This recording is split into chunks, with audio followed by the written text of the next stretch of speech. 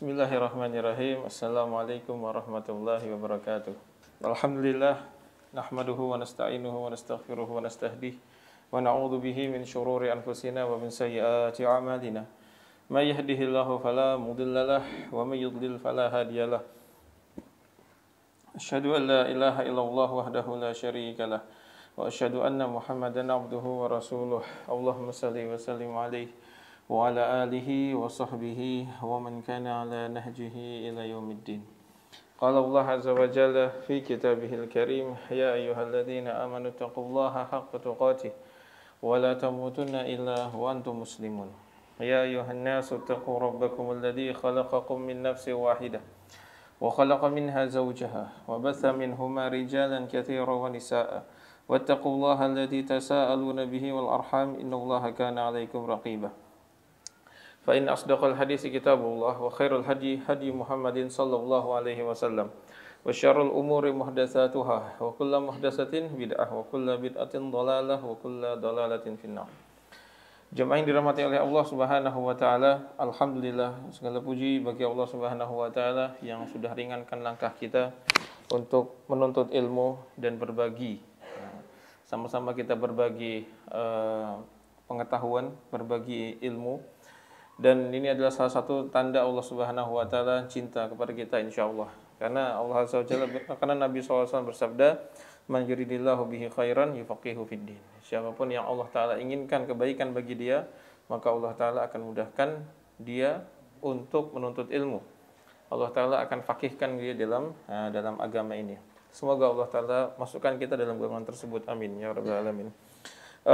Jemaah ini dirahmati Allah Subhanahu wa taala, kajian kita kali ini itu terkait dengan tadabbur atau tafsir atau tadabbur di surat Al-Isra ayat yang ke-18, 19, 20, 21 dan juga 22. Jadi ada 5 ayat. 5 ayat ya, satu paket, satu paragraf ini yang Allah taala berpesan dengan dalam ayat ini beberapa pesan yang sangat penting bagi kehidupan kita, dan kita akan kupas sedikit-sedikit insyaallah. Jadi ayat ini adalah pesan dari Allah Subhanahu wa taala agar kita memahami hakikat dari kehidupan dunia ini. Bagaimana alur kehidupan dunia ini Allah taala jalankan. Apa saja hukum-hukum alam yang Allah taala sediakan bagi hamba-hambanya yang hidup di dunia ini. Kalau kita paham akan hal ini, maka hidup kita akan mengalir sesuai dengan alur yang Allah Ta'ala gariskan, sehingga hidup kita santai. Tetapi kalau kita tidak paham aliran hukum ini, aliran pola hidup ini, maka kita tidak akan paham, sehingga kita akan hidup dalam kondisi kadang-kadang menabrak aliran hukum yang Allah Ta'ala ciptakan, sehingga hidup kita jadi nggak genah. Jadi galau sendiri, jadi risau sendiri. Barakallahu fikum. Jadi sebagaimana Allah Ta'ala ciptakan bagi manusia ini hukum-hukum syar'i, hukum-hukum tentang halal dan haram, yang boleh dan tidak boleh, Allah Ta'ala juga ciptakan hukum-hukum kauni. Hukum kauni itu hukum alam. Hukum sebab akibat itu salah satu daripada hukum kauni. Tapi selain itu ada lagi, selain hukum sebab akibat ada lagi hukum berkaitan dengan garis aturan yang Allah Ta'ala berikan dalam hidup ini. Oke, kita akan kupas insyaallah dalam salah satunya dalam ayat ini, itu Al-Isra ayat 18 sampai ke 22. Allah Azza wa Jalla berfirman, a'udzubillahi minasyaitonirrajim.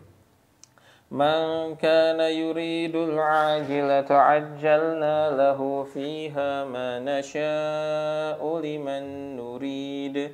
ثم جعلنا له جهنم يصلاها مذموما مدحورا ومن أراد الآخرة وسعى لها سعيها وهو مؤمن فأولئك كان سعيهم مشكورا كلا نمد هؤلاء وهؤلاء من عطاء ربك وما كان عطاء ربك مهضورا انظر كيف فضلنا بعضهم على بعض وللآخرة أكبر درجات وأكبر تفضيلا لا تجعل مع الله إلها آخر فتقعد مذموما مخذولا.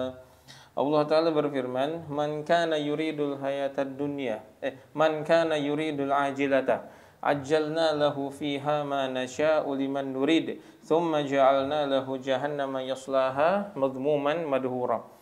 Allah Ta'ala berfirman di ayat ke-18 dari surat Al-Isra, Man kana, siapapun yang selalu yuridul ajilah, menginginkan al-ajilah. Jadi di sini Allah Ta'ala berfirman, Man kana yuridu. Ini buat faidah buat yang pernah belajar bahasa Arab. Jadi kalau ada kalimat kana, kemudian datang setelahnya itu digandengkan itu dengan fi'il mudhari, itu menunjukkan sebuah perbuatan yang dilakukan di masa lampau tapi terus menerus. Jadi perbuatan yang dilakukan terus menerus di masa yang lampau.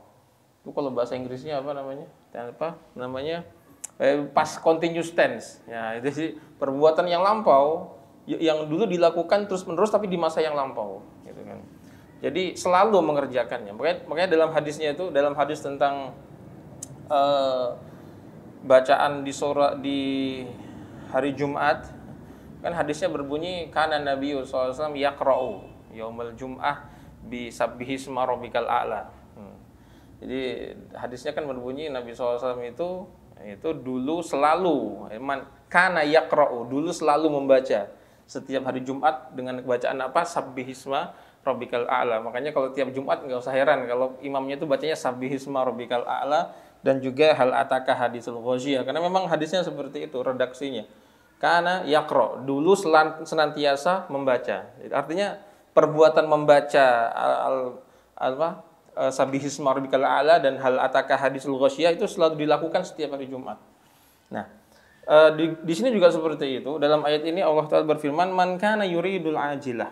Siapa yang dahulu dia itu selalu senantiasa yuridu, menginginkan al-ajilah. Al-ajilah ini apa? Al-ajilah itu kalau secara tekstual artinya adalah sesuatu yang segera, sesuatu yang cepat. Nah, al-ajilah itu sesuatu yang cepat, sesuatu yang segera. Nah, kalau secara tekstual itu ya yang segera, al-ajilah. Nah, tafsirnya apa? Tafsir dari al-ajilah di sini adalah sebagaimana yang disebutkan oleh para ulama, al-ajilah di sini adalah dunia. Al-ajilah di sini artinya adalah dunia. Jadi Allah Subhanahu wa taala menamai dunia sebagai al-ajilah. Apa itu al-ajilah? Al-ajilah itu adalah sesuatu yang segera. Kenapa dunia itu dinamakan sebagai al-ajilah? Kata para ulama, dinamakan dunia sebagai sesuatu yang ajilah itu kenapa? Li sur'ati inqidaiha. Karena saking cepatnya dia itu berlalu. Al-ajilah itu sesuatu yang segera, yang cepat. Kenapa dunia dinamakan sebagai al-ajilah? Dalam surat Hud Allah Ta'ala mengatakan man kana yuridul hayatad dunya, kehidupan dunia. Siapa yang selalu menginginkan kehidupan dunia. Kalau di sini Allah Ta'ala menamai dunia dengan nama yang lain, yaitu al-ajilah. Apa itu al-ajilah? Ad-dunia, kehidupan dunia. Jadi kenapa disebut sebagai kehidupan dunia? Karena memang dunia itu cepat. Karena dunia itu cepat berlalu.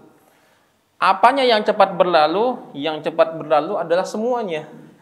Kenikmatannya cepat berlalu, zatnya juga cepat berlalu, kondisinya juga cepat berlalu. Jadi tidak ada yang stabil dalam dunia ini. Dunia itu kenikmatannya cepat berlalu, kenikmatannya cepat berlalu. Kita makan sate itu, habis pas lagi makan sate enak nggak? Enak. Pertanyaannya rasa enak tuh bertahan berapa lama? Jawabannya nggak sampai setengah detik, nggak sampai setengah menit. Habis makan sate gitu kan, habis itu minum air putih, masih terasa enak nggak? Nggak terasa enak. Jadi kenikmatan makan sate itu satu tusuk kita makan, kita kunyah setengah menit, terus kita minum air, selesai. Rasa enaknya sudah berlalu setengah menit. Gitu kan. Ya kita merasakan kenikmatan yang lainnya juga seperti itu. Kenikmatan dunia itu cepat berlalu dan cepat berubah. Ini rumah dicat bikin baru, bagus. Pertanyaannya berapa lama itu ke rumah yang terlihat baru dan bagus itu berapa lama? Itu ya, paling 5 tahun sudah berubah, sudah lumutan, sudah tidak bagus lagi. Gitu kan. Kita beli motor baru, gitu kan. Bagus tuh motor baru. Gitu kan. Berapa lama bertahan tuh kelihatan barunya itu berapa lama bertahan? Itu kalau motor saya dapat 4 bulan sudah sobek-sobek. Saya beli motor baru 4 bulan itu sudah baret-baret. Itu sudah. Pertama turun masih kinclong, tapi lama berselang 4 bulan sudah ada yang baret. Jadi rasa indahnya itu cepat berlalu, ya itulah dunia seperti itu. Jadi karena dinamakan dunia karena dia itu cepat berlalu. Man kana yuridul ajilah, siapa yang dahulu ketika dia hidup itu selalu menginginkan kehidupan dunia. Jadi artinya tuh dia hidup dia diisi dengan keinginan dunia. Selalu mau dunia. Pertimbangan hidupnya adalah dunia. Kalaupun dia harus bergerak, itu harus ada imbalan dunianya. Kalaupun dia harus berubah, harus ada imbalan dunianya. Jadi orang seperti ini tuh ya pagi mikir gimana cari dunia, nanti siangnya sibuk dengan dunia, sorenya ngitung dunia, malamnya mikir besok gimana cari dunia. Dunia terus. Maka apa balasan bagi orang seperti ini? Kata Allah Subhanahu wa taala, ajalna lahu fiha ma nasya liman nurid. Kami akan berikan kepada dia manasya. Kami akan segerakan bagi dia. Di ajalnya, kami akan berikan segera bagi dia. Apa yang diberikan segera? Manasya. Apa yang kami inginkan?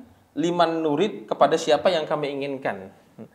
Artinya kalau ada orang yang sibuk, orang yang bernafsu untuk mengejar dunia, kejar sana, kejar sini, pertanyaannya, apa yang akan Allah berikan kepada dia? Apakah Allah Ta'ala akan berikan yang dia inginkan, hambanya inginkan? Jawabannya tidak. Siapapun orang yang mengejar dunia, yang bernafsu mengejar dunia, Allah Ta'ala akan berikan kepada dia bukan apa yang hambanya inginkan tuh, tetapi manasya, apa yang kami inginkan. Liman nurid, kepada siapa yang kami inginkan. Artinya apa? Artinya orang yang mengejar dunia itu akan diberikan oleh Allah Subhanahu wa taala apa-apa yang Allah inginkan, bukan yang dia inginkan. Artinya nafsu seseorang untuk mengejar dunia itu tidak akan menambah jatah rezekinya. Allah Ta'ala akan berikan kepada dia apa-apa yang telah Allah gariskan bagi dia dari jatah rezeki dia. Ketika dia itu jatah rezekinya tuh ya segini, ya Allah akan berikan itu. Ketika dia makin bernafsu mengejar jatah rezekinya, ya Allah Ta'ala akan segera berikan sesuai dengan jatah rezeki yang sudah Allah Ta'ala tentukan. Jadi makanya jangan heran Pak, banyak orang yang bernafsu mengejar dunia itu ya nggak semuanya mendapatkan apa yang dia inginkan gitu. Kalau sukses story itu kan itu cuma 1% dari 90% orang yang gagal. Yang katanya itu, oh ini saya setelah berjuang mati-matian jualan ini jualan itu akhirnya dapat duit 1 miliar pertama. Jadi, pertanyaannya ada berapa orang di dunia ini yang menginginkan 1 miliar pertama buat dia? Berapa orang? Jutaan, puluhan juta. Yang bernafsu mengejar 1 miliar pertama dengan berbagai cara itu ada berapa orang? Ya mungkin dia puluhan juta. Dari puluhan juta di Indonesia ini yang bernafsu seperti itu, berapa persen yang Allah Ta'ala berikan kepada dia? Ya paling 1% dari mereka. Ya, atau 10% dari mereka, enggak semuanya. Yang 90%-nya ya enggak dapat, gitu kan. Makanya yang 1% atau 10% inilah yang ditonjolkan di media, success story, gitu. Jadi nafsu seseorang mengejar dunia itu tidak akan menambah jatah rezeki dia. Ajalna lahu fiha ma nasya liman nurid. Kami akan berikan kepada dia jatah rezekinya dia yang kami tentukan dan kepada siapa yang kami inginkan. Bukan apa yang dia inginkan dan apa yang dia targetkan, bukan. Kemudian apa yang Allah katakan setelah itu? Summa ja'alna lahu jahannama yaslaha madhmuman madhura. Setelah itu, setelah kami berikan jatah rezeki dia di dunia ini, kemudian dia mati, apa yang terjadi? Ja'alna lahu jahannam. Kami akan jadikan bagi dia itu jahannam. Yaslaha, dia akan merasakannya. Madhmuman madhura. Dia akan masuk ke neraka jahannam, madhmuman sebagai orang yang tercela, madhura sebagai orang yang dijauhkan dari rahmat Allah. Jadi setelah orang yang mentargetkan berambisi dalam hidupnya dunia, dia habiskan semua waktunya demi dunia. Dia lakukan segala hal demi dunia.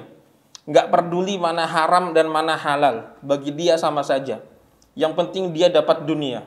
Apa yang Allah berikan? Allah Ta'ala berikan apa jatah rezeki dia. Setelah itu apa? Setelah itu Allah Ta'ala akan masukkan dia ke dalam jahannam. Dan sebagai dalam kondisi orang yang tercela dan juga orang yang dijauhkan dari rahmat Allah Subhanahu wa taala. Lu salahnya di mana? Emang mau kalau menginginkan dunia tuh enggak boleh atau Ustaz? Kok salahnya di mana? Ini menginginkan dunia kemudian kok dimasukkan ke dalam neraka jahanam. Tuh salahnya di mana? Oh, kita pengen mobil bagus, pengen rumah bagus, pengen ini bagus. Boleh enggak? Boleh. Itu salahnya di mana ini? Jawabannya salahnya adalah apa? Salahnya adalah ketika dia menjadikan dunia sebagai ambisi utama dia. Nah, itu kesalahannya di situ. Dia habiskan seluruh waktu, seluruh hidup, seluruh tenaga, seluruh pikiran demi untuk dunia. Tidak tersisa akhirat sedikit pun bagi dia. Bahkan hukum-hukum Allah Ta'ala dia langgar demi untuk dunia. Ini artinya menjadikan dunia sebagai obsesi yang utama. Nah, itu kesalahan dia di situ. Kesalahan dia adalah ketika menjadikan dunia sebagai segalanya, sebagai tujuan utama, buruan utama, dan menjadikan akhirat sebagai yang nomor sekian. Itu salah. Nah, kenapa? Karena Allah Subhanahu wa taala ciptakan manusia bukan untuk dunia. Allah Ta'ala ciptakan manusia bukan untuk dunia, tetapi sebaliknya Allah ciptakan dunia untuk manusia. Jadi tolong dipahami bahwasanya Allah Ta'ala itu ciptakan manusia ini bukan untuk dunia. Tetapi Allah Ta'ala ciptakan manusia untuk apa? Untuk beribadah kepada Allah. Allah Ta'ala ciptakan manusia untuk Allah, bukan untuk dunia. Untuk mengabdi kepada Allah, bukan untuk mengabdi kepada dunia. Nah, Allah Ta'ala ciptakan dunia itu sebagai apa? Sebagai alat bagi manusia untuk mengabdi kepada Allah Subhanahu wa Ta'ala. Jadi alur yang benar seperti itu. Alur hidup yang benar adalah apa? Adalah dunia diciptakan untuk manusia. Manusia diciptakan untuk siapa? Untuk Allah. Jadi dunia diciptakan untuk mengabdi kepada manusia, mendukung misi utama manusia. Apa misi utama manusia? Beribadah kepada Allah. Manusia beribadah kepada Allah. Nah, makanya dalam sebuah hadis yang meskipun hadisnya ini dhaif ya, tapi nggak apa-apa disebutkan sebagai motivasi. Bahwasanya hadis qudsi yang dhaif, Allah Ta'ala berfirman, ya dunia istakhdimi man ya dunia ikhdimi man khodamani wastakhdimi man khodamaki. Jadi dalam sebuah hadis yang dhaif, Allah Ta'ala berfirman hadis yang qudsi, ya dunia, wahai dunia, ikhdimi man khodamani. Ikhdimi man khodamani itu artinya berkhidmatlah engkau, layanilah man khodamani, orang yang melayani aku. Wahai dunia, kalau kau temukan orang yang melayani aku, layani dia. Wastakhdimi man khodamaki, dan jadikan orang yang melayanimu sebagai pelayanmu. Istakhdimi, jadikan pelayan siapa? Man khodamaki, orang yang menjadi pelayanmu. Jadi ya dunia ikhdimi man khodamani. Layanilah orang yang melayaniku. Kenapa? Karena memang dunia itu diciptakan untuk manusia, manusia diciptakan untuk Allah Subhanahu wa taala. Tapi kalau terbalik, kalau manusia sudah menjadikan selain Allah sebagai tujuan hidup, maka apa yang terjadi? Dunia akan memperbudak dia. Dunia akan menjadikan dia itu sebagai mustakdam, sebagai khodim, sebagai pelayannya. Maka dunia akan membuat dia sibuk. Dunia akan membuat dia sibuk. Jadi sebenarnya kita cuma perlu mengganti mindset saja. Kita cuma perlu mengganti mindset. Mindset kita untuk siapa? Kita mengabdi untuk siapa? Kalau untuk Allah Subhanahu wa taala, dunia akan datang kepada kita, akan melayani kita.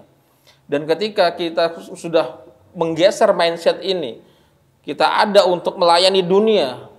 Ketika kita sudah punya mindset, oh, ini tujuan hidup saya supaya untuk jadi pejabat, tujuan hidup saya untuk jadi punya rumah besar, tujuan hidup saya untuk ini mengumpulkan ini. Nah, itu sudah. Allah Subhanahu wa taala akan menjadikan apa? Menjadikan dunia memperbudak dia. Wastakhdimi man khodamaki. Dalam sebuah hadis yang lain, Nabi SAW bersabda, Man asbaha wa kanati dunya hammuhu ja'alallahu ta'ala farraqallahu syamlahu wa ja'ala faqrahu baina ainaihi wa lam ya'tihi dunya illa ma qudira lahu. Siapapun orang yang di pagi hari menjadikan dunia sebagai tujuannya, sebagai obsesi terbesarnya, hammahu farraqallahu syamlahu, Allah Ta'ala akan cerai-beraikan urusannya. Allah Ta'ala akan cerai-beraikan urusannya, dibuat sibuk oleh dunia kemana-mana sampai dia tidak punya waktu untuk mengabdi kepada Allah Subhanahu wa taala.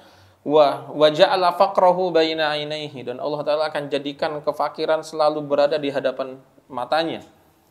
Walam ya'tihi dunya illa ma qudira lahu, dan dunia tidak akan datang kepada dia kecuali apa yang sudah ditakar untuk dia. Wa man kanatil akhiratu hammahu wa man kanatil akhiratu hammahu, siapapun yang menjadikan akhirat sebagai obsesi terbesarnya, Allah Ta'ala bisa mengatakan apa? Mengatakan jama'allahu syamlahu, Allah Ta'ala akan mengumpulkan urusan dia. Urusannya akan dibuat mudah. Urusannya dibuat mudah untuk mengambil jatah rezeki dia. Wa ja'ala ghinahu fi qalbihi, dan Allah Ta'ala akan jadikan kekayaan, rasa ghinahu fi qalbihi, di hati dia. Wa atathud dunya wa hiya raghimah, dan Allah Ta'ala akan jadikan dunia mendatangi dia dalam kondisi yang hina. Hina itu artinya dia tidak mau dunia, tapi dunia datang kepada dia. Jadi Allah Ta'ala, Nabi SAW mengatakan, siapapun orang yang menginginkan akhirat, Allah Ta'ala akan kumpulkan urusannya. Jadi ibaratnya tuh kalau kita kan punya misalnya kita punya ayam, ini punya ayam kesayangan, ayam jago misalnya. Nah, selain itu kita juga punya ayam-ayam yang lainnya. Nah, ayam-ayam atau ayam tetangga. Ayam tetangga yang merusuhi halaman kita. Nah, kira-kira cara kita ngasih makan ayam kesayangan kita sama ayam tetangga yang ngerusuhin halaman kita tuh cara ngasih makannya sama nggak? Pasti beda. Kalau ayam tetangga gimana cara ngasih makannya? Ambil jagung yang pecah-pecah itu, nah itu langsung disebar sebar sana. Sebar jauh, kenapa? Supaya mereka jauh dari halaman kita. Dibikin capek. Jadi si ayam tetangga itu demi untuk bisa mengambil jatah rezeki dia kan satu genggam jagung kan sesuai dengan ukuran tembolok dia. Satu genggam jagung ini dia harus matuk sana. Capek. Demi untuk dapat jatah rezeki dia. Tapi kalau ayam kesayangan kita ini, jatah rezekinya sama si ayam-ayam tetangga sama, satu genggam jagung juga sesuai dengan ukuran tembolok dia. Tetapi bagaimana cara kita kasih rezeki? Apakah dilempar? Enggak. Kita ambil jagung yang bagus-bagus, yang besar-besar, gitu kan, atau yang kualitas bagus. Habis itu kita ambil dan kita kumpulkan di sini. Tek. Udah kamu wis rasanya rono-rono, kira ini bae, di sini aja. Dikumpulkan jadi satu di situ, dia matuk-matuk di situ, nggak capek. Itu walillahil matsalul a'la, dan bagi Allah Ta'ala permisalan yang lebih agung. Allah Ta'ala memberikan jatah rizkinya hamba yang disayang dengan hamba yang tidak disayang itu beda. Hamba yang disayang Allah Ta'ala akan kumpulkan, terus kamu nggak usah kemana-mana, jatah rizkimu dapat segini di sini aja. Kamu masih bisa sholat, masih bisa baca Quran, masih bisa ngaji, masih bisa ini. Nanti kalau kamu mati masuk surga. Hisabmu nggak banyak, nggak terlalu banyak hisab karena yang kau punya itu nggak banyak juga. Udah di sini aja, nggak usah kemana-mana. Beda sama orang yang dibenci sama Allah Subhanahu wa taala, jatah rezeki disebar kemana-mana. Demi untuk bisa makan sesuap nasi dia harus pergi ke sana, pergi lagi, pergi ke Sragen. Nanti habis itu pergi lagi ke Karanganyar, pergi ke Boyolali, balik Klaten lagi. Demi untuk dapat duit 20.000, 25.000 disebar sama Allah. Kenapa? Apakah karena Allah kejam? Bukan. Karena mindset dia yang salah. Dia hidup untuk dunia, satu lagi hidup untuk akhirat. Maka siapapun orang yang Allah Ta'ala inginkan kebaikan, Allah Ta'ala akan kumpulkan bagi dunia bagi dia. Sehingga dia punya waktu untuk mendekat kepada Allah Subhanahu wa taala. Wa ja'ala ghinahu fi qalbihi, dan Allah Ta'ala jadikan kekayaan itu ada dalam hatinya. Ada yang iseng nanya gini, Ustadz, kenapa kekayaan itu dijadikan di dalam hati, bukan di dalam dompet? Nah, itu dia. Banyak orang iseng nanya itu. Kok hadisnya bunyinya Allah Ta'ala akan jadikan kekayaan itu dia dalam hati dia, bukan di dalam dompet dia. Nah, ya biasa orang-orang akhir zaman ini kan banyak ini, pikirannya liar. Nah, jawabannya, ya kan orang, makanya jangan heran kalau di akhir zaman ini banyak orang-orang yang bicara tentang agama itu kok di luar koridor di luar kaidah orang-orang terdahulu, mentafsirkan ayat-ayat Quran seenaknya sendiri ya. Beda memang, orang akhir zaman itu pikirnya terlalu liar. Orang akhir zaman itu memang pikirannya terlalu liar. Maka di sini pentingnya belajar manhaj salaf, belajar bagaimana cara metode salaf itu beragama zaman dulu penting, supaya kita bisa menetralisir pikiran-pikiran liar kita ini. Nah, jadi kenapa Allah Ta'ala jadikan kekayaan itu dalam hati? Karena yang namanya kekayaan itu bukan persoalan angka. Kekayaan itu adalah persoalan rasa. Jadi kaya itu adalah permainan rasa, bukan permainan angka. Itu harus dipahami itu. Jadi kaya itu yang namanya kaya itu apa tuh? Ghina itu apa? Ghina itu merasa cukup, merasa puas. Dan rasa puas itu, rasa cukup itu adalah permainan rasa, bukan permainan angka. Karena berapa banyak orang yang punya angkanya banyak tapi nggak puas-puas, nggak bahagia, nggak cukup. Ya, makin seperti minum air laut itu, makin dicari, makin diminum, makin bernafsu, nggak ada sudah-sudahnya. Jadi yang namanya rasa kaya itu adalah permainan rasa, bukan permainan angka. Seseorang ketika dia sudah diberikan rasa kekayaan, rasa cukup dalam hatinya, dia tidak akan bernafsu lagi mengejar dunia tambahannya. Ketika sudah mendapatkan cukup apa yang jadi kebutuhan dia tidak akan meluangkan waktu untuk mengejar dunia. Dia akan meluangkan waktu untuk mengejar akhirat. Oh, sudah cukup. Sudah bisa makan, bisa minum, wah ini sisa waktu buat apa? Buat akhirat. Gitu kan. Beda sama orang yang dikerjai oleh Allah Ta'ala, yang tidak diberikan rasa kaya. 2 miliar kurang, meneh gitu kan. Ini enggak bisa buat Lamborghini 2 miliar nih. Cari lagi gitu kan. Dapat 20 miliar, masih kurang. Akhirnya karena dia merasa kurang, dia harus menyediakan ekstra waktu, ekstra tenaga, ekstra pikiran untuk cari dunia yang lain. Sehingga waktunya 24 jam habis untuk dia dunia sampai umur dia tuh sampai tua atau mati, enggak bawa apa-apa. Nah, itu orang-orang yang dikerjai oleh siapa? Oleh Allah Subhanahu wa taala. Naudzubillahi taala min dzalika. Maka rasa kaya itu penting. Rasa kaya itu penting. Nah, karena rasa kaya inilah yang akan mengerem hawa nafsu kita. Rasa kaya inilah yang akan membuat kita tidak diperbudak oleh dunia. Sehingga kita masih punya waktu untuk memikirkan bekal akhirat kita. Ya. Jadi man kana yuridul ajilata ajjalna lahu fiha ma nasya liman nurid tsumma ja'alna lahu jahannama yaslaha madhmuman madhura. Orang yang obsesinya dunia, cita-cita terbesar dia adalah dunia, maka Allah Ta'ala akan berikan dia apa itu? Jatah rezeki dia sesuai dengan apa yang Allah inginkan. Setelah itu apa? Setelah itu Allah Ta'ala akan masukkan dia ke dalam neraka jahanam, madhmuman madhura, tercela dan terhina, tercela dan terjauhkan dari rahmat Allah Subhanahu wa taala.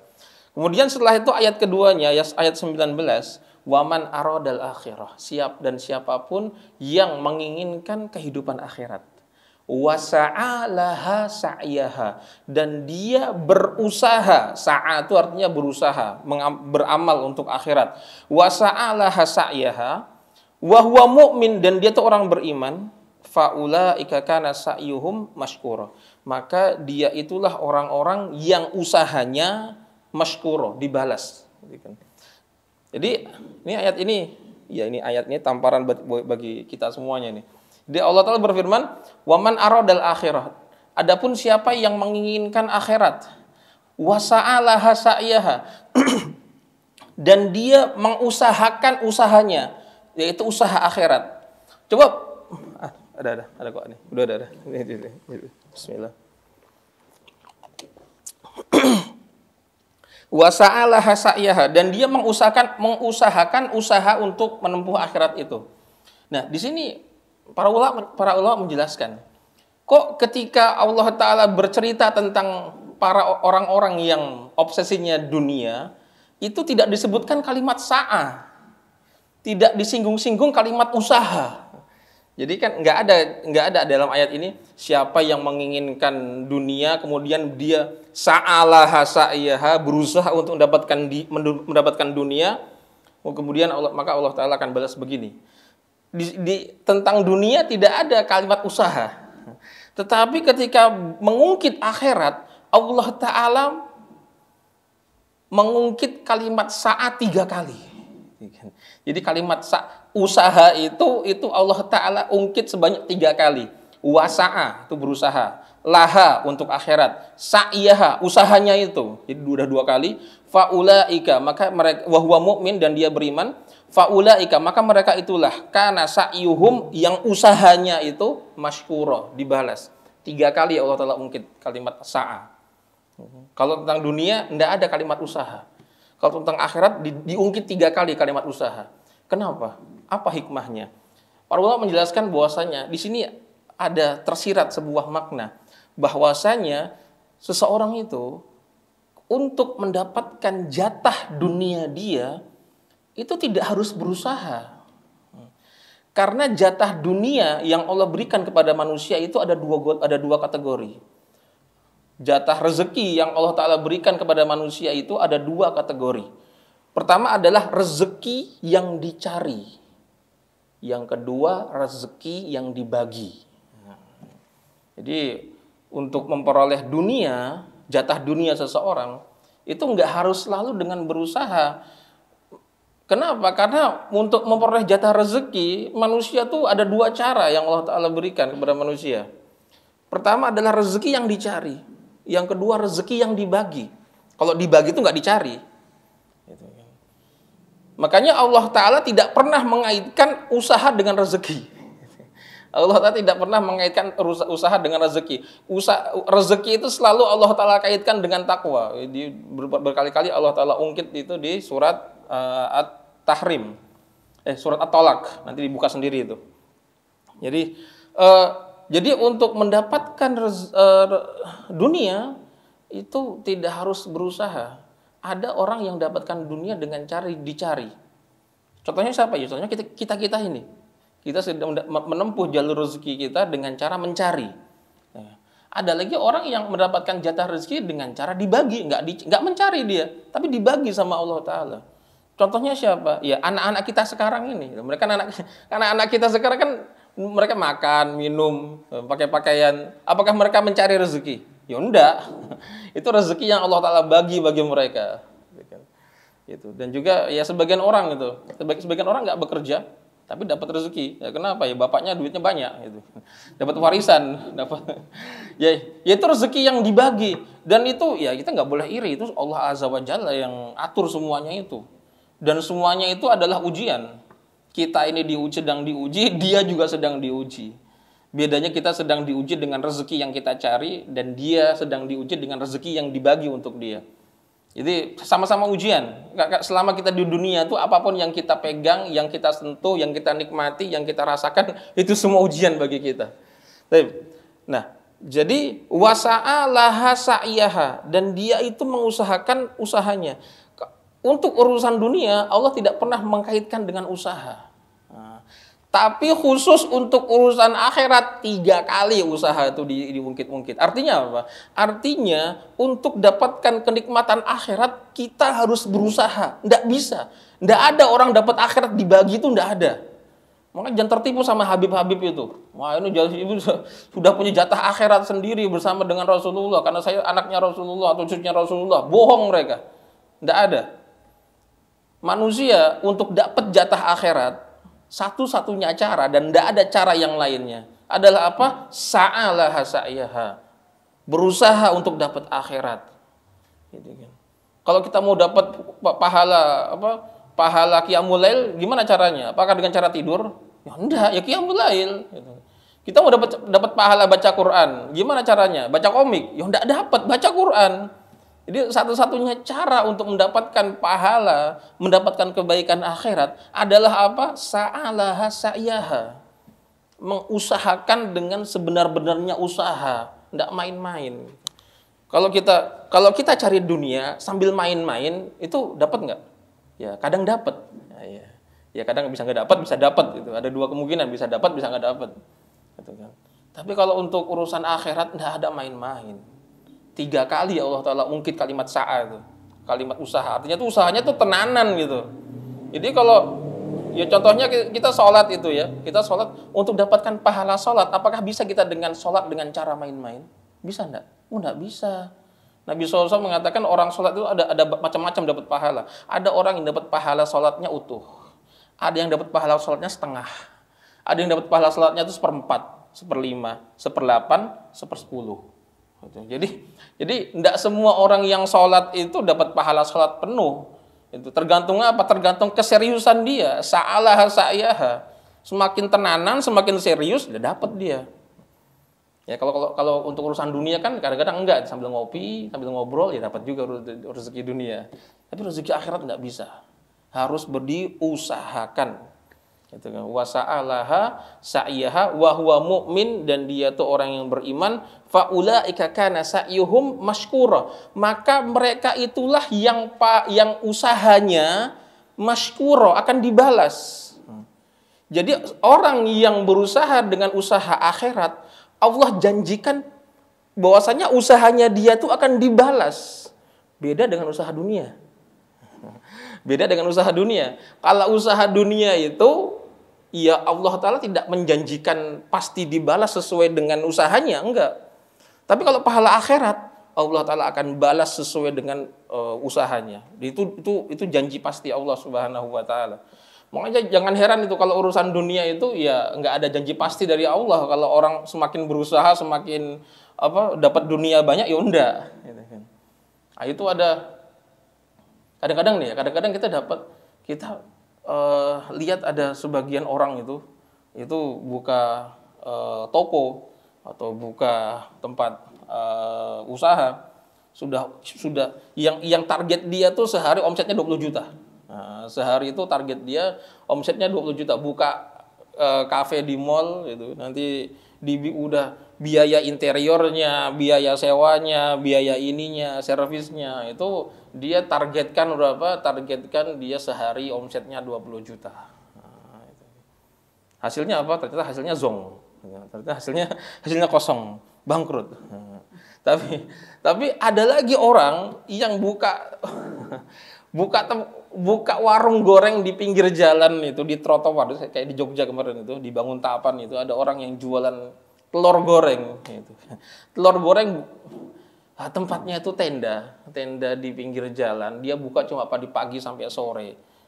Seminggu cuma 5 hari. Sabtu Minggu dia libur. Itu lupa saya itu. Dia cuma jualan apa? Jualan nasi sayur sama telur goreng yang ngembang-ngembang itu, yang crispy itu. Omsetnya berapa? Sehari 20 juta. Kalau 20 juta, itu lihat di YouTube nanti. Itu kan. Itu kan menurut kita itu enggak, warung pinggir jalan kayak gitu cuma jual telur sama nasi sayur, itu enggak pantas. Omset 20 juta itu enggak pantas. Lebih pantas Starbucks, KFC ya, yang kafe-kafe itu lebih pantas untuk dapat omset 20 juta.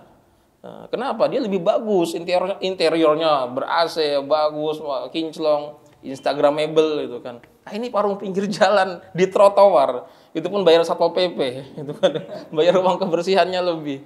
Dia omset dia 20 juta sehari. Itu ya begitulah Allah Subhanahu wa taala bagi dunia ini. Tidak ada janji Allah taala untuk dunia ini. Tidak ada janji Allah taala untuk dunia ini, yang ada adalah Allah taala janjikan jatah bagi kita, bagi manusia. Tapi kalau untuk urusan akhirat, itu lain cerita. Kalau untuk urusan akhirat lain cerita. Makin kita memantaskan diri untuk pahala akhirat, makin besar pasti. Kalau dunia belum tentu. Dunia semakin kita memantaskan diri untuk dapat omset 20 juta, belum tentu dapat. Tapi kalau akhirat, semakin kita memantaskan diri untuk dapat pahala puasa, pahala sholat, pahala baca Quran, maka pasti, nggak akan tidak, pasti kita akan dapatkan. Semakin kita pantaskan diri untuk menjadi penghuni surga Firdaus, kana sa'yuhum masykura, Allah Ta'ala akan balas usaha dia. Pasti itu. Sekecil apapun. Jadi sebagaimana ditulis dalam sirahnya para ulama, di antaranya adalah sirahnya Abu Ubaidah Ibnul Jarrah. Jadi Abu Ubaidah Amir Ibnul Jarrah beliau itu kan pemimpin kaum muslimin radhiyallahu anhu, pemimpin kaum muslimin di perang di Futuhus Syam, peperangan di Syam. Ya, dulu kan Khalid bin Walid yang memimpin di zamannya Abu Bakar Siddiq, kemudian dicopot oleh Umar, digantikan Abu Ubaidah bin Jarrah. Nah, Abu Ubaidah bin Jarrah ini beliau wafat.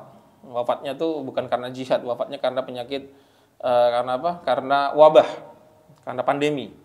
Dan pandemi yang namanya pandemi Amwas, dan itu meninggal di situ 20 ribu orang sahabat Nabi SAW. Setelah mereka berjihad menaklukkan negeri Syam, kemudian Allah Ta'ala berikan mereka syahid dengan cara apa? Dengan cara pandemi. Nah, kemudian ketika beliau meninggal, itu disebutkan bahwasanya beberapa sahabat beliau itu melihat beliau dalam mimpi. Sahabatnya Abu Ubaidah Amir bin Jarrah itu melihat beliau dalam mimpi. Disebut, maka ditanya, ya Abu Ubaidah, madza fa'alallahu bika?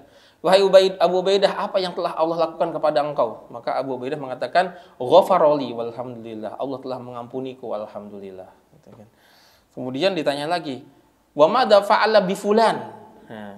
Terus kalau si fulan tuh diapain sama Allah Azza wa Jalla? Jadi maka Abu Ubaidah mengatakan, faqad rafa'ahu Allah taala ila ma la nadrihi. Allah Ta'ala telah mengangkat dia ke tempat yang kita sendiri nggak tahu di mana. Faqala wa bima, loh kok bisa? Engkau kan panglima perangnya, panglima perang itu kan harusnya dapat jatah pahala jihad paling besar. Loh kok bisa dia lebih tinggi posisinya dibandingkan engkau? Maka apa kata Abu Ubaidah? Dzalika bi khutuwatin tataqaddamu alayya fi ma'rakatin kada wa kada. Itu ceritanya gini. Ceritanya itu tuh gara-gara bilangan langkah kaki kuda saya sama dia tuh beda. Jadi ceritanya dulu ada pernah dalam sebuah peperangan di Syam, Abu Ubaidah telah menggemakan takbir mulai peperangan, dan beliau berada di saf paling depan. Dan semuanya maju ke garis depan menyambut musuh, gitu kan. Nah, Abu Ubaidah memacu kuda sekuat-kuatnya. Nah, kemudian ternyata di samping beliau ini ada salah seorang prajurit kaum muslimin yang lebih semangat daripada beliau. Saking semangatnya, langkah kuda dia ini dengan langkah kuda Abu Ubaidah tuh beda beberapa langkah aja. Jadi si kaum muslimin ini, salah seorang kaum muslimin ini, prajurit ini, itu langkah kudanya beberapa langkah di depan langkah kudanya Abu Ubaidah. Tapi bukan di depannya, tapi di ini Abu Ubaidah, dia di sebelah sininya. Langkah kuda dia lebih maju daripada langkah kuda Abu Ubaidah. Gara-gara beda langkah kuda itu, Allah Ta'ala angkat dia ke tempat yang kami sendiri nggak tahu di mana sekarang. Itu gara-gara beda apa? Beda langkah kuda dalam peperangan. Apalagi kalau beda rakaat sholat, pasti jauh beda lagi. Pasti beda orang yang sholat zuhur nggak ada qobliyah, nggak ada ba'diyah. Orang sholat zuhur pakai qobliyah, pakai ba'diyah. Orang sholat zuhur nggak pakai qobliyah, pakai ba'diyah. Orang sholat zuhur pakai ba'diyah, nggak pakai qobliyah, pasti beda itu. Nggak akan Allah Ta'ala samakan, pasti Allah Ta'ala akan bedakan. Jadi Jadi karena sa'yuhum masykura, semua usahanya itu pasti Allah Ta'ala akan balas. Jadi ini janji Allah Ta'ala untuk orang-orang yang menginginkan akhirat. Kemudian Allah Ta'ala mengatakan, menjelaskan di ayat yang ke-20, kullan numiddu haula'i wa haula'i min ata'i rabbik wa ma kana ata'u rabbika mahdzura. Semua orang tadi itu, orang yang mau dunia, kedua-duanya tadi yang menginginkan dunia dan menginginkan akhirat, numiddu haula, kami memberikan haula, memberikan mereka yang mau dunia, wa haula, dan memberikan mereka yang mau akhirat, min ata'i rabbik, dari pemberiannya Allah azza wa jalla, dari pemberian Tuhanmu.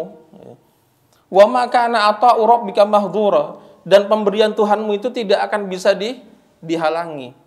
Mahdzura itu mamnu'an, dihalangi.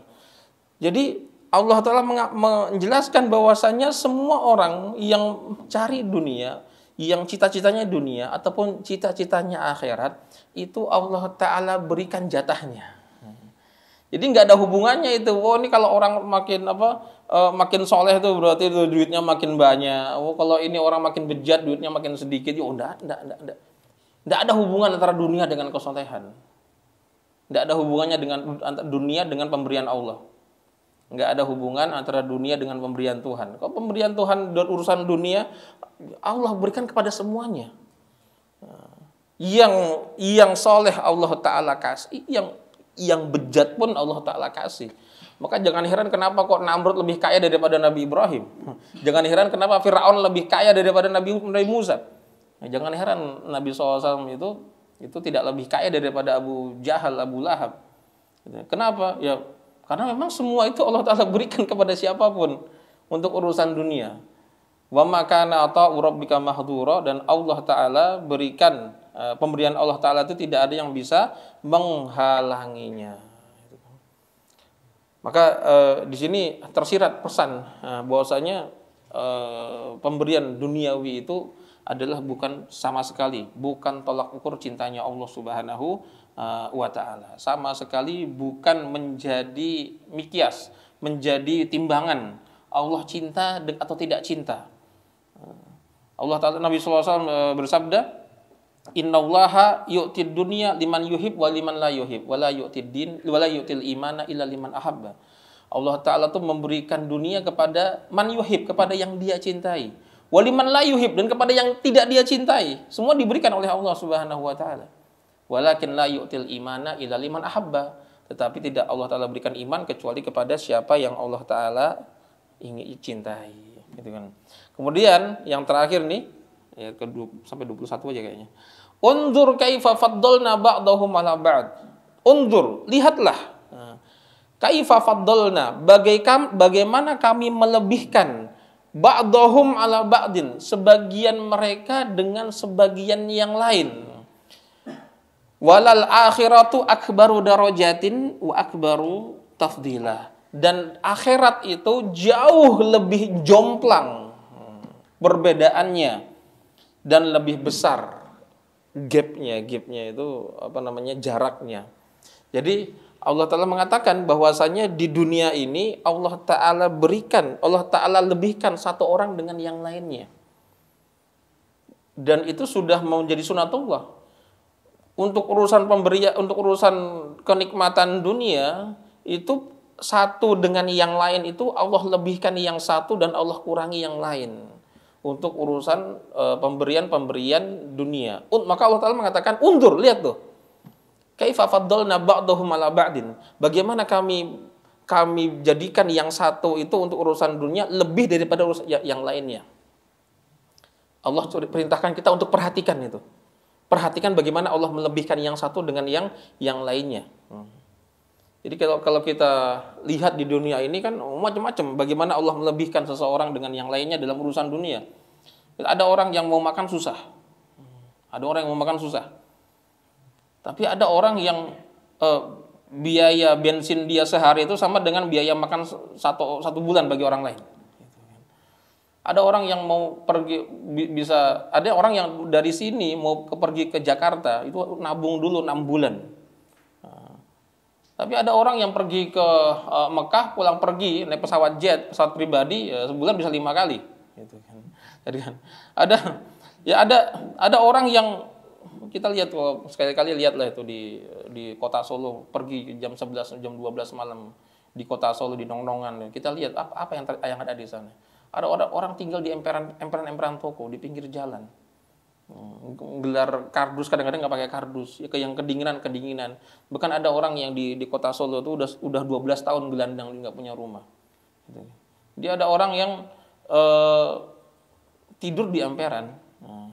Tapi ada orang yang ya biaya tidur dia semalam itu bisa untuk biaya hidup manusia selama 1 bulan. Itu. Jadi Allah Ta'ala memang sengaja jadikan jomplang antara satu dengan yang lainnya.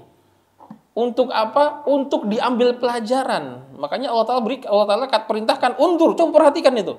Coba kamu perhatikan itu, perbedaan di dunia ini. Apa yang Allah Ta'ala berikan kepada seseorang dan yang lainnya itu berbeda-beda. Apa pelajarannya? Walal akhiratu akbaru darajatin wa akbaru tafdila. Akhirat itu, dan di akhirat itu akan ada perbedaan seperti itu juga. Di akhirat akan ada perbedaan kuantitas hidup seperti di dunia. Sebagaimana di dunia ini kita berbeda-beda kehidupannya, jatah dunianya berbeda-beda, ada yang sedikit, ada yang sangat besar, dan itu jomplang. Di akhirat lebih jomplang lagi perbedaannya. Di akhirat jauh lebih jomplang lagi. Dan perbedaan hakiki, tafadul hakiki, itu adalah tafadul fil akhirah. Perbedaan standar hidup yang hakiki itu adalah perbedaan standar hidup di akhirat. Kalau perbedaan standar hidup di dunia itu cuma sementara, gitu kan. Ada orang gelandang, jadi gelandangan. Pertanyaannya, sampai kapan dia mau gelandang? Sampai kapan? Paling mentok sampai dia mati, gitu kan. Ketika udah mati masih gelandang nggak dia? Enggak kan, gitu kan. Tapi ada orang yang nikmati hidupnya di hotel mewah. Pertanyaannya, sampai kapan dia bisa menikmati kehidupan mewah itu? Sampai kapan? Jawabannya sampai dia mati. Jadi kalau udah mati masih bisa hidup mewah? Nggak bisa, masuk kuburan. Jadi batas dari semua ambisi dunia kita itu adalah kematian. Batas dari semua kesengsaraan dunia kita adalah kematian. Gitu. Jadi kematian itu adalah batas dari semua ambisi kita, dari semua kesenangan kita, dan dari semua kesengsaraan kita di dunia ini. Ambang batasnya apa? Mati, selesai. Kalau udah mati, udah selesai. Gitu. Jadi kalau kita melihat tafadul, perbedaan-perbedaan di dunia ini kok ini bisa pergi luar negeri sehari 70 kali ya misalnya itu kan, sebulan 70 kali. Oh ini saya mau pergi ke Jogja aja tuh susah sekali. Oh ini itu lihat perbedaan-perbedaan seperti itu. Walal akhiratu akbaru darajatin. Kalau kau melihat perbedaan seperti itu, segera pindahkan alam bawah sadarmu ini, segera pindahkan pikiranmu kemana? Ke akhirat.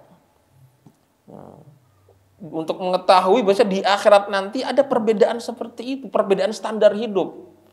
Ya jangan ketika kita melihat perbedaan standar hidup di dunia terus kita pantengin itu pikiran kita di dunia. Oh enggak, jangan. Nanti malah kita cinta dunia itu. Enggak. Oh, kok ini bisa enak ya, bisa begini. Itu uang bensin dia sehari sama dengan uang jajan saya selama sebulan. Ya itu jangan mikir kayak begitu. Nanti kita malah terpaku sama dunia, cinta dunia, akhirnya pengen sama dunia, akhirnya lalai dari akhirat. Kalau kita melihat perbedaan seperti itu, fenomena seperti itu, langsung kita alihkan pikiran kita kemana? Ke akhirat. Nanti sebagaimana kita nanti di sini itu berbeda-beda standar hidupnya, di akhirat standar hidupnya jauh lebih berbeda. Jauh lebih berbeda. Jangankan di akhirat, sebelum masuk surga saja itu sudah berbeda. Ada orang yang di Sirat itu, kan kita semua akan lewati Sirat. Masih berapa menit lagi nih? 10 menit lagi ya? 8 menit lagi.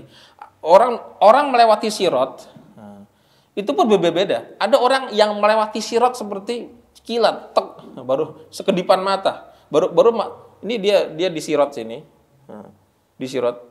Baru mengedipkan mata, begitu buka, udah depan pintu surga.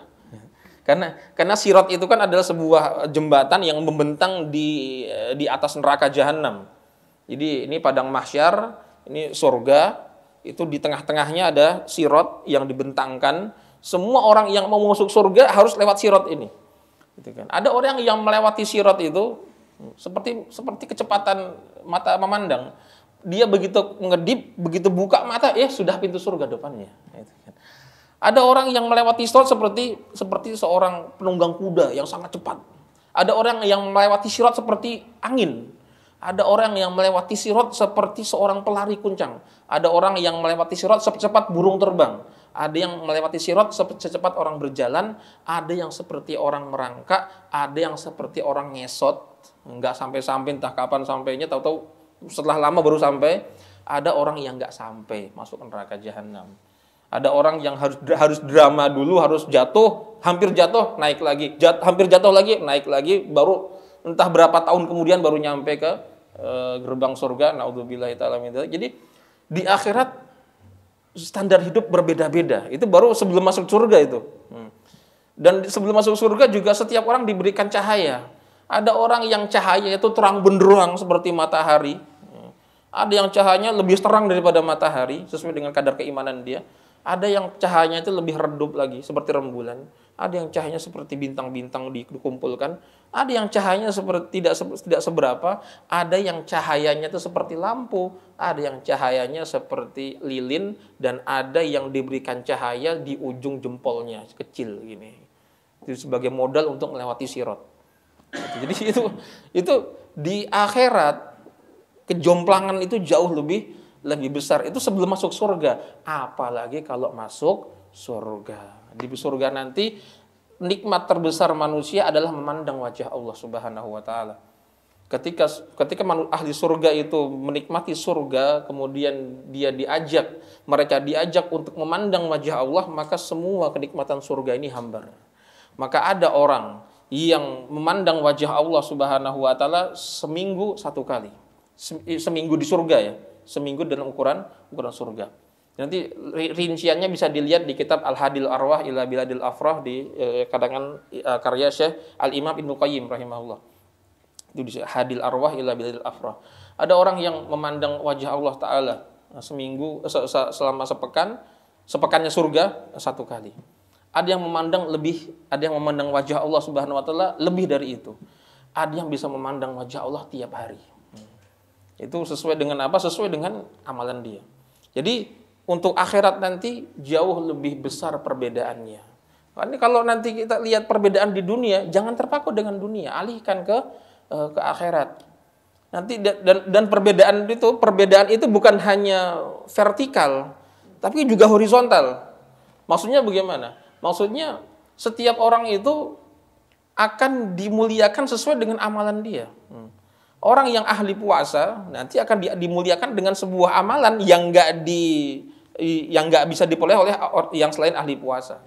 Ada orang yang ahli sholat dapat kemuliaan yang nggak diperoleh oleh selain ahli sholat. Jadi setiap masing-masing orang itu akan dibeda-bedakan sesuai dengan apa? Sesuai dengan usaha yang dia usahakan masing-masing selama di dunia. Kemudian Allah Ta'ala menutup ayat ini dengan apa? Dengan la taj'al ma'allahi ilahan akhar. Jangan kamu jadikan bagi Allah Ta'ala Tuhan selain dia. Fatak udah madmuman makhdula, maka engkau akan duduk di neraka jahanam madmuman, tercela, dan juga makhdula, ditinggalkan oleh Allah Ta'ala. Artinya setelah Allah menjelaskan pencari dunia masuk neraka, pencari akhirat akan dibalas, tapi hati-hati. Balasan akhirat itu hanya bagi orang-orang yang mentauhidkan Allah. Orang-orang yang tidak mentauhidkan Allah, menyekutukan Allah, tidak akan dapatkan dari pahalanya dia. Wallahu taala alam bishawab. Jadi terakhir jemaah yang dirahmati Allah Subhanahu wa taala, inti dari kajian ini adalah apa? Adalah jangan memandang dunia. Pandanglah akhirat. Karena kehidupan hakiki bukan di dunia ini. Kehidupan hakiki itu hanya di akhirat. Kalau kita temukan perbedaan di dunia ini dalam halal jatah rezeki, ya sekali lagi ingat ayat ini. Walal akhiratu akbaru darajatin wa akbaru tafdila. Itu perbedaan itu cuma di dunia, dan itu hanya akan terjadi sampai mati. Ambang batas dari semua yang ada di dunia ini itu adalah kematian.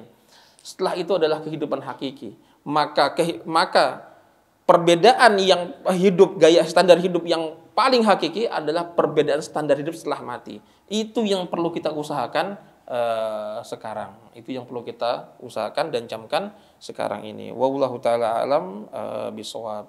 Ini ada pertanyaan nggak ada tanya jawab ya, sudah jam 5. Mau pulang. Wallahu taala alam bisawab. Kita tutup kajian ini. Semoga Allah Subhanahu wa taala rahmati kita semuanya. Semoga Allah taala balas semua amal kebaikan kita dan semoga Allah taala jadikan kita semangat untuk mengejar akhirat dan semoga Allah taala berikan balas bagi kita semuanya apa-apa yang kita cita-citakan untuk akhirat kita. Amin ya rabbal alamin. Wassallallahu ala nabiyyina Muhammadin wa ala alihi wa sahbihi wasallam. Subhanakallahumma rabbana wa bihamdika asyhadu an la ilaha illa anta astaghfiruka wa atubu ilaik. Assalamualaikum warahmatullahi wabarakatuh.